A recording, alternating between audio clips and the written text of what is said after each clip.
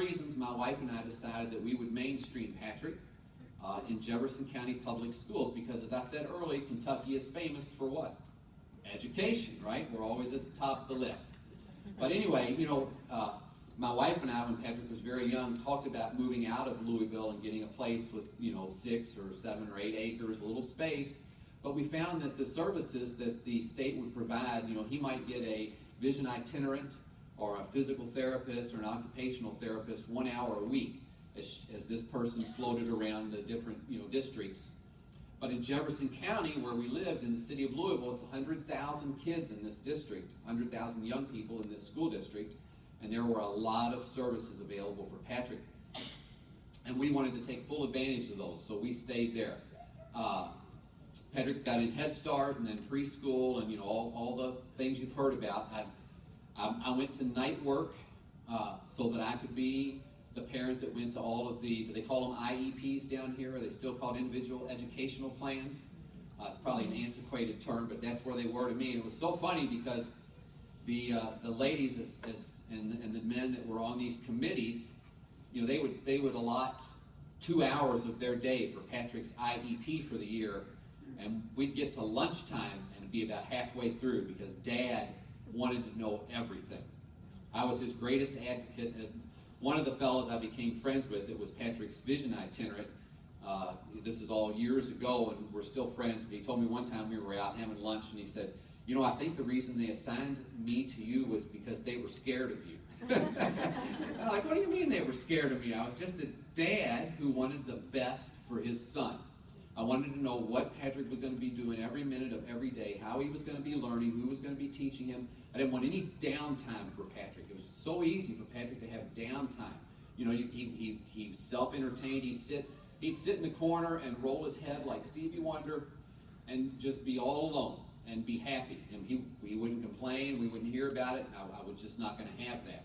And as a dad that worked the night shift, I could show up at school at any given moment and see what Patrick was doing, and I enjoyed doing that. And they were, I tell you, Patrick had a phenomenal educational experience. He really did.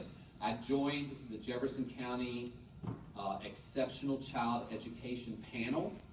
The director of that panel reported directly to the superintendent of Jefferson County Schools, and there were several other people involved in ECE, except, do you call it EC here, Exceptional Child Education? Is that what it's called here? No? Anyway, ECE was Exceptional Child Education in Kentucky for kids like Patrick, for students like Patrick.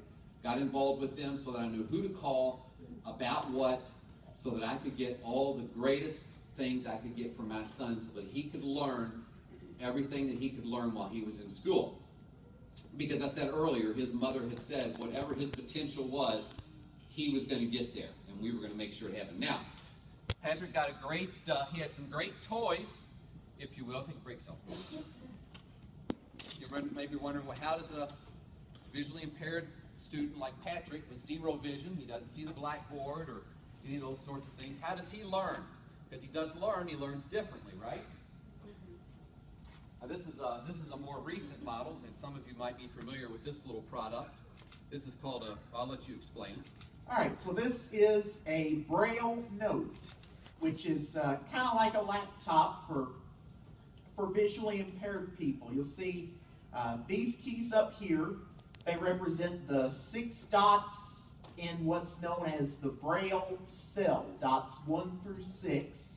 And different combinations of them make different letters. So, and there's also a space bar, a backspace key, and a return key. Now you'll see here, here at the bottom, the Braille dots are revealed. So I can read what I've written. Now, the way the display is set up, there's only room for 32 letters. And are there teachers here today? Yes. Teachers, are you out there? Yes. He didn't see you raise your hand. So anyway, something I like to point out, I'm sure, as teachers, you're probably hoping that your students' work is a little more than 32 letters, right?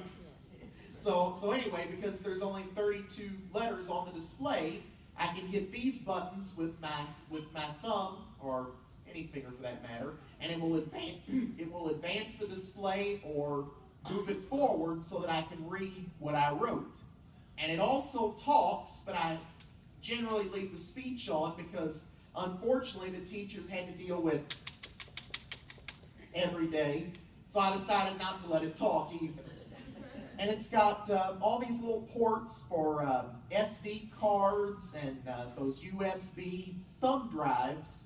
So what I could do is I could write an assignment in sort of the Braille format that I can read, but then I would put it on the SD card or the thumb drive and convert it to a Microsoft document so that Dad could put it into his computer and pull up the document and print it out for my teachers to read. Patrick had, because it was a large school district, besides the vision itinerant that was with Patrick, I think Kevin and Nettie, they checked on you every day, right? Yes. And then he had somebody else who was kind of his, during his, from kindergarten through 12th grade with Jefferson County Public Schools, he had another gentleman who was sort of his eyes and his legs every day, taking him to all his classes. And it was a great combination. Mr. May, who was sort of Patrick's eyes and legs, I guess more in middle and high school. Mr. May was very, I'm going to throw it out there because we're all friends, right? Yeah. Mr. May was very liberal and started the knitting club at Atherton High School. And Mr. Howard was very conservative, so he gave Patrick the hunting and the how to make your own jerky things. And my wife and I always thought how blessed Patrick is. He's getting a good mix of everybody that's out there. So, but those two gentlemen and Miss Nettie before Mr. Howard, the vision itinerants, made a huge difference in Patrick's education. And of course, I loved going to IEPs and having all those ladies and gentlemen spend the whole day with me, mapping out Patrick's load. And he responded as a student. That was what was really beautiful as well, is that Patrick was a phenomenal student. I'm proud to tell you all that Patrick took advanced placement classes. He took international baccalaureate classes for college credit in high school. And from kindergarten through 12th grade, Patrick had 3 B's and all the rest A's. Great student. Yeah. Thank you. He got to college. I mentioned I would say something about this earlier. He got to college. He had scholarship offers to Belmont University near Nashville, which is a great music school we considered. But if you ever, maybe you probably haven't, but if you ever walked Belmont's campus, it's built into a cliff in Nashville. And I just saw myself going up and down all these hills all day with Patrick in that wheelchair. I was like, I don't know. Plus, I had 2 other sons here in Louisville that I loved spending time with as well. So the Belmont was out. He had a great offer at a private college in Louisville called Bellarmine University, which is a faith-based college, I guess we'll call it. But we chose the University of Louisville, not because they had a football team and a marching band, but because Patrick wanted to pursue a little something different in school. Now, his dad's a musician and a music major, and obviously Patrick plays piano and trumpet, and he sings. And so you think Patrick majored in what? Music.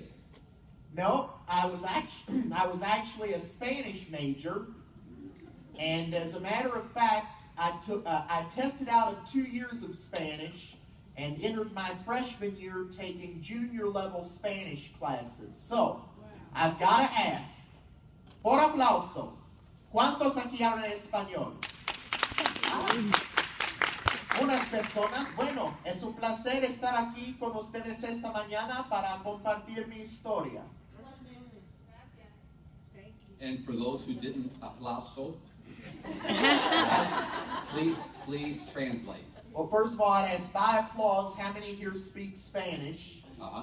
And then got the response and then said that it was a pleasure to be here this morning to share my story. Very nice. Patrick, actually, we've been blessed to go to South America and Spain, and also this past year we were in Veracruz, Mexico, and also in Monterrey, where Patrick did his entire presentations in Spanish. And it's phenomenal to watch. I'm very blessed as a dad to be able to travel with him and watch him inspire audiences around the world. I also will tell you, also as a very proud father, that Patrick graduated magna cum laude from the University of Louisville in his Spanish degree. Thank you. But before you get too excited, I've got to let you know that all this time my dad's been failing to tell you something.